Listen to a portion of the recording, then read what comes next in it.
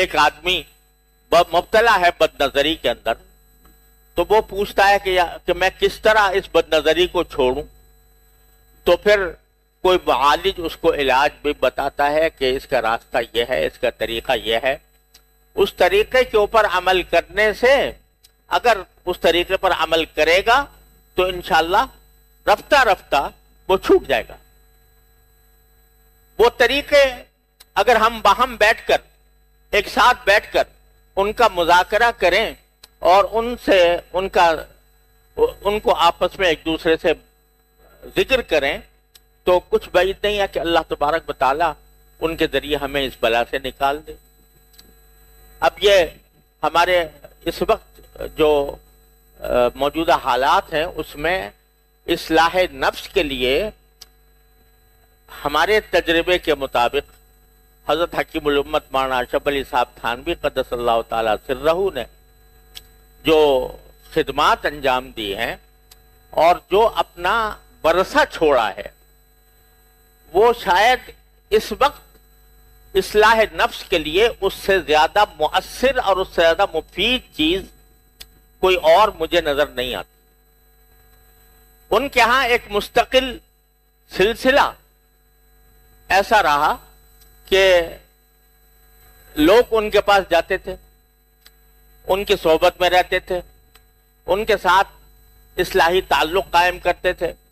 وہ اصلاحی تعلق کے نتیجے میں اپنے حالات بیان کرتے تھے کہ میرے ساتھ یہ معاملہ ہو رہا ہے، میرے ساتھ یہ معاملہ ہو رہا ہے، مجھے اس گناہ کی طرف رغبت ہو رہی ہے، مجھے اس گناہ کا دھیان ہو رہا ہے. حضرت والا اس کا جواب دیتے تھے، اور وہ جواب جو ہے یہ پہلی بار ساری تصوف کی تاریخ میں واحد مثال ہے کہ شیخ اور مرید کے درمیان جو خط و کتابت ہوتی اور جو وہ سوال کرتے اور حضرت جواب دیتے، اس کو مدون کر لیا گیا، اس کو مرتب کر لیا گیا. لہذا نفس اور شیطان کے جو حملے مختلف گناہوں کی شکل میں ہوتے ہیں، کبھی آنکھوں کا گناہ، کبھی زبان کا گناہ، کبھی ہاتھ کا گناہ، کبھی انسان کے باطن کا گناہ، وہ سارے کے سارے حضرت والا کی خدمت میں لوگ پیش کرتے تھے اور پوچھتے تھے کہ میں اس بلا میں مبتلا ہوں، کیسے نکلوں. حضرت اس کا علاج کا جواب دیتے تھے کہ اس کے مناسب حال کیا طریقہ ہو سکتا ہے وہ بتاتے تھے. وہ سارے معالجات اور سارے سوال و جواب پہلی بار اس پوری تصوف کی تاریخ میں پہلی بار یہ کام ہوا کہ شیخ اور مرید کے درمیان جو خط و کتابت ہوئی وہ محفوظ کر لی گئی اور اس کو مدون کر کے ابواب کی شکل میں تربیت السالک کے نام سے 2 جلدوں میں کتاب تیار ہو گئی. اور اس میں جتنے نفس کے حملے کے جتنے راستے ہوتے ہیں وہ سارے کے سارے اسے موجود ہیں. اخلاق حمیدہ کس طرح حاصل کیا جائے اور اخلاق رذیلہ سے کس طرح بچا جائے، وہ سارے معالجات وہ اس کے اندر موجود ہیں. تو اللہ تبارک و تعالیٰ نے حضرت والا سے یہ تجدیدی کام لیا کہ ہم جیسے لوگوں کو جن حالات سے سابقہ پیش آتا ہے اور نفس و شیطان کے جن مقائد سے ہم دوچار ہوتے ہیں، ان میں سے کوئی چیز ایسی نہیں ہے جس کا کہ اس میں علاج موجود نہ ہو اور اس کو لوگ عمل کریں تو اس سے بچ سکتے ہیں.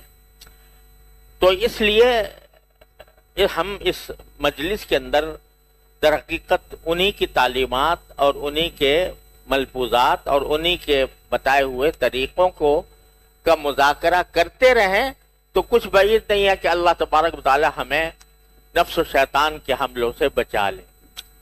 اب یہ کچھ تو ظاہری گناہ ہوتے ہیں، جیسے ابھی میں نے عرض کیا کہ آنکھ کا گناہ، زبان کا گناہ ہے. زبان کا گناہ بھی ظاہر کا گناہ ہے کہ غیبت یہ ایسی بلا ہے کہ کوئی ہی مجلس ہماری مشکل سے خالی جاتی ہوگی جس میں کسی کی غیبت نہ ہو رہی ہو. حالانکہ حدیث میں اس کو زنا سے بدتر جرم قرار دیا گیا، لیکن ہماری مجلسوں میں غیبتیں ہوتی ہیں. اب کیسے بچیں اس سے اور اس کا کیا طریقہ ہو، یہ بھی مذاکرے کا ایک حصہ ہے کہ جس کے ذریعے ہم کوشش کریں کہ اللہ تعالی ہمیں اس بلا سے بچائے۔ اسی طرح کچھ گناہ ہیں جو باطن کے، اور وہ باطن کے گناہ جو ہیں وہ ظاہر کے گناہ سے زیادہ سخت ہیں۔ مثال کے طور پر کوئی عبادت بغیر اخلاص کے قبول نہیں ہوتی جب تک وہ نیک نیتی سے اللہ تبارک و تعالیٰ کی رضا کی خاطر انجام نہ دی جائے۔ تو اگر اللہ کی رضا کی نیت ہے تو اخلاص ہے، اور اگر اس میں ریاکاری ہے، دوسرے کو دکھاوا ہے، تو وہ عبادت بیکار ہے، بلکہ گناہ ہے۔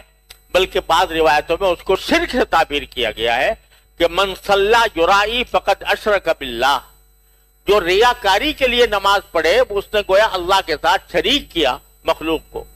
من صام یرائی فقد اشرک باللہ، جو دکھاوے کے لیے روزے رکھے تو اس نے گویا اللہ کے ساتھ کسی کو شریک کیا۔ اب یہ ریاکاری جو ہے یہ ایک ایسا زبردست گناہ ہے جس کا تعلق اعضاء و جوارح سے نہیں ہے، بلکہ اس کا تعلق دل سے ہے، ارادے سے ہے، یہ باطن کا گناہ ہے۔ اسی طرح کبر ہے، یعنی تکبر، اپنے آپ کو دوسرے سے بڑا سمجھنا، دوسرے سے افضل سمجھنا۔ یہ ایسی مصیبت ہے کہ بہت سی بیماریوں کی جڑ ہے، بہت سے امراض کی جڑ ہے۔ اسی کبر کے نتیجے میں غصہ ہوتا ہے، اور غصے کے اندر آدمی حدود سے تجاوز کر جاتا ہے۔ اسی کبر کے نتیجے میں دوسرے کی توہین کرتا ہے، اسی کبر کے نتیجے میں دوسرے کو برا بھلا کہتا ہے، گالی دیتا ہے، دوسرے کی عزت پر حملے کرتا ہے، اس کی پگڑی اچھالتا ہے۔ یہ ساری جو برائیاں اور گناہ ہو رہے ہیں وہ کبر کی وجہ سے ہو رہے ہیں۔ اب کبر ایسی بیماری ہے کہ بسا اوقات خود متکبر کو معلوم نہیں ہوتا کہ میں تکبر میں مبتلا ہوں، کبر میں مبتلا ہوں۔ بعض اوقات وہ سمجھتا ہے، کوئی متکبر دنیا میں شاید ایسا نہیں ہوگا جو سمجھتا ہوں میں متکبر ہوں، وہ تو اپنے آپ کو بالکل ٹھیک ٹھاک سمجھتا ہے۔ اگر ٹھیک ٹھاک نہ سمجھتا تو تکبر ہی کیوں کرتا؟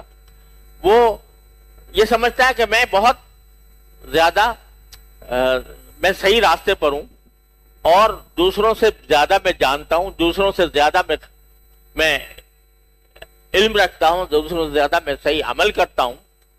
یہ کبر کی بیماری اگر پیدا ہو جاتی ہے تو خود انسان کو اس کا بسا اوقات پتہ نہیں لگتا۔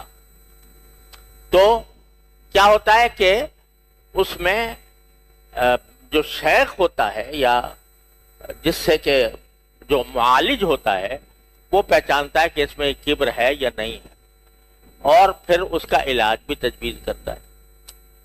تو اللہ تبارک و تعالیٰ کے فضل و کرم سے وہ کیا کیا علاج ہوتے ہیں کبر کے، وہ بھی حضرت والا نے اپنے مواعظ میں، ملفوظات میں، تربیت السالک میں ان کا تفصیلی بیان فرمایا۔ حسد ہے، حسد پیدا ہو جاتا ہے، اور یہ بیماریاں جو میں ذکر کر رہا ہوں اللہ بچائے یہ اہل علم میں زیادہ ہوتی، یعنی مثلا اہل علم ہیں اور ان کے دل میں یہ تصور پیدا ہو گیا کہ میں دوسروں کے سے آگے بڑھ جاؤں اور شہرت میری زیادہ ہو جائے، لوگ مجھے زیادہ مقدس سمجھیں، لوگ مجھے زیادہ بڑا عالم سمجھیں۔ یہ اخلاص کے خلاف ریاکاری ہو گئی، حب جاہ ہو گیا۔ اسی طرح بعض اوقات جب آدمی کسی علم میں اللہ تبارک و تعالی نے اس کو کوئی مقام دے دیا، یعنی کوئی علم اچھا اس کو حاصل ہو گیا، تو وہ سمجھتا ہے کہ میں بہت بڑا علامہ ہو گیا، اور میں دوسرے جو ہیں وہ میرے آگے کچھ بھی حقیقت نہیں رکھتے علم کے اعتبار سے۔ یہ کبر پیدا کر دیتی ہے۔ تو یہ ساری بیماریاں بسا اوقات اہل علم کے اندر بھی پیدا ہو جاتی ہیں، حب جاہ کی بیماری، کبر کی بیماری، اور ریاکاری کی بیماری، شہرت پسندی۔ شہرت پسندی کہ میری شہرت ہو جائے لوگوں میں. اور حدیث میں رسول کریم صلی اللہ علیہ وسلم نے جا فرمایا من سمع سمع اللہ به، جو شخص اپنی شہرت کی کوشش کرتا ہے تو اللہ تعالیٰ اس کی بدنامی کر دیتے ہیں، وہ بدنام ہو جاتا آخرت میں. تو یہ ساری بیماریاں ہیں جن میں ہم لوگ نفس اور شیطان کے اثر سے مبتلا ہو جاتے ہیں، اور ان کا جب تک علاج نہ کیا جائے تو یہ نفس اور شیطان ہمیں بہکا کر اللہ بچائے جہنم کے گڑھے کی طرف لے جاتے. تو باہم اگر مذاکرہ ہوتا رہے اور ہم ایک دوسرے سے ان باتوں کا تذکرہ کرتے رہیں تو امید ہے کہ انشاءاللہ رفتہ رفتہ یہ باتیں ہمارے دلوں میں اتر جائیں اور ہم جن برائیوں میں غلطیوں میں مبتلا ہیں ان کی اصلاح ہو جائے. حسد ہے، میں جیسے حسد کا ذکر کر رہا تھا، تو حسد یہ ایک ایسی بیماری ہے کہ اکثر و بیشتر پیدا ہو جاتی ہے. کسی آدمی کو دنیا کے اعتبار سے مال زیادہ مل گیا، دنیاوی مرتبہ اس کو حاصل ہو گیا، مجھے حاصل نہیں ہوا، تو میرے دل میں جلن پیدا ہو جاتی ہے اس کے خلاف. کسی کے علم کا شہرہ زیادہ ہو گیا، میرا نہیں ہوا، تو میرے دل میں یہ خیال پیدا ہو جاتا ہے کہ بھئی یہ مجھ سے آگے بڑھ گیا. کسی آدمی کو اگر اچھی گاڑی میسر ہے تو وہ یہ سوچتا ہے کہ بھئی یہ مجھ سے آگے بڑھ گیا، مجھے کیوں نہ ہوئی. اس قسم کی جو کیفیات ہیں وہ انسان کے دل میں حسد پیدا کر دیتی ہیں. تو اس کا کیا علاج ہوگا، کس طرح اس کا علاج کیا جائے گا؟ اسی طرح بغض ہو جاتا ہے. کسی انسان سے ایسی نفرت ہوئی کہ بغض ہو گیا. بغض کے معنی یہ کہ اب میں چاہتا ہوں کہ یہ ذلیل ہو، یہ خوار ہو، اس کو تکلیف پہنچے، اس کو دنیا کے اندر بدنام ہو. یہ بغض پیدا ہو گیا کسی شخص. اور یہ بغض ایسی مصیبت ہے، اللہ بچائے، کہ حدیث میں آتا ہے کہ شب قدر میں اللہ تبارک و تعالی انسانوں کی مغفرت فرماتے ہیں، اتنے زیادہ انسانوں کی کہ جتنے بنو کلب کی بکریوں کے جسم پر جو بال ہیں. بنو کلب کی قبیلہ تھا، اس کی بکریاں بے شمار تھیں اور ہر بکری کے اوپر بے شمار بال تھے. تو فرمایا کہ شب قدر میں اتنے لوگوں کی مغفرت فرماتے ہیں جتنا بنو کلب کی بکریوں کے بال ہیں. لیکن دو آدمیوں کی مغفرت کا فرمایا نہیں ہوتی اس میں. ایک وہ کہ جو پاؤں اپنا پاجامہ ٹخنوں سے نیچے رکھے اور جو کبر کی علامت ہے، اور دوسرے وہ جو دوسرے سے کسی سے بغض رکھتا ہو. بغض رکھنے کے معنی کیا ہے؟ دوسرے کی بدخواہی، دوسرے کے بارے میں یہ تصور کرنا کہ اس کے پاس مال ہے تو وہ چلا جائے، یا اس کے پاس اگر عزت ہے تو وہ بے عزت چلی جائے، یا اگر مشہور ہے تو اس کی شہرت ختم ہو جائے، یا اگر کوئی بھی اچھائی اس کے پاس ہے وہ ظاہر ہو جائے. بدخواہی کسی کی یہ ایسی خطرناک چیز ہے کہ شب قدر میں بھی ایسے آدمی کی مغفرت نہیں ہوتی. لیکن بہت سی مرتبہ ہم مبتلا ہو جاتے ہیں، کسی آدمی کے ساتھ بغض ہو گیا. اب کسی خاص وجہ سے بغض ہو، اگر اس وجہ سے بغض ہے کہ وہ مثال کے طور پر کوئی بہت فاسق فاجر ہے اور فاسق فاجر ہونے کی وجہ سے، فسق اور فجور کی وجہ سے بغض ہے، تو یہ تو عین ایمان کا تقاضا ہے کہ محبت بھی اللہ کے لیے ہو اور بغض بھی اللہ کے لیے ہو. لیکن کسی کی ذات سے بغض ہو جانا کہ اگر وہ اپنی اصلاح بھی کر لے تب بھی میں تو اس کو بدخواہی کروں گا اس کے ساتھ. تو یہ بغض ایسی چیز ہے کہ جو انسان کو اللہ تعالیٰ کی مغفرت سے بھی روکتی ہے. یہ سخت بیماری ہے.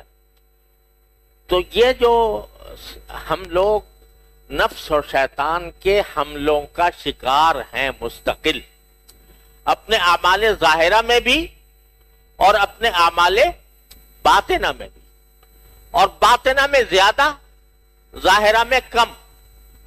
میں اس ماحول کی بات کر رہا ہوں جو ہمارا اپنا ماحول ہے، کہ اس ماحول کے اندر الحمدللہ جو ظاہری اعمال ہیں وہ کرنے کی توفیق ہو جاتی ہے، جیسی کیسی ہوتی ہے، لیکن وہ بھی اللہ تعالیٰ کا کرم ہے، فضل ہے، انعام ہے کہ وہ توفیق ہو رہی ہے۔ نماز پڑھ رہے ہیں، رمضان کا مہینہ آتا ہے روزہ رکھ لیتے ہیں، جب حج کے لیے استطاعت ہوتی ہے تو حج کر لیتے ہیں، عمرہ کر لیتے ہیں۔ یہ ظاہری اعمال بظاہر درست ہو رہے ہیں، لیکن ان ظاہری اعمال کی جو روح ہے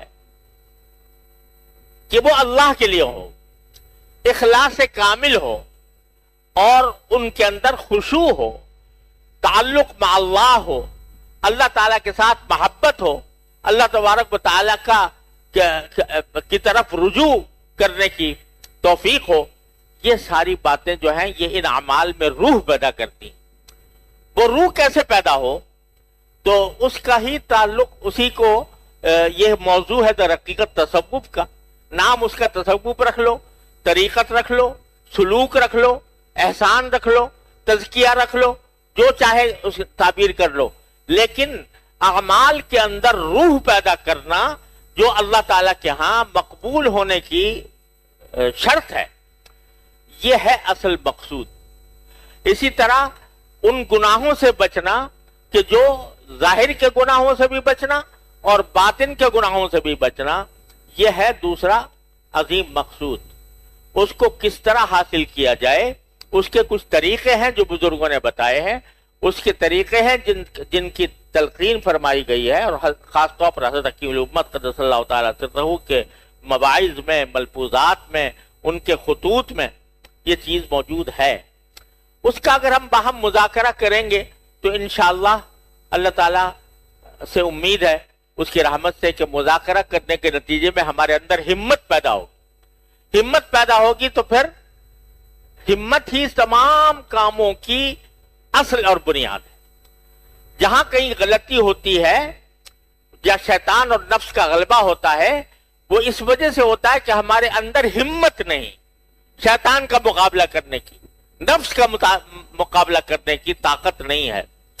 جب باہم ایک بیٹھتے ہیں اور مذاکرہ ہوتا ہے تو اس سے کچھ ہمت میں بیداری پیدا ہوتی، ہمت میں بیداری پیدا ہوتی ہے تو پھر شیطان اور نفس سے مقابلہ بھی آسان ہو جاتا ہے، رفتہ رفتہ آدمی اس کا عادی بن جاتا ہے۔ تو ہمارا جو اس اجتماع کا اصل مقصود ہے وہ ہمت پیدا کرنا۔ کاہے کی ہمت؟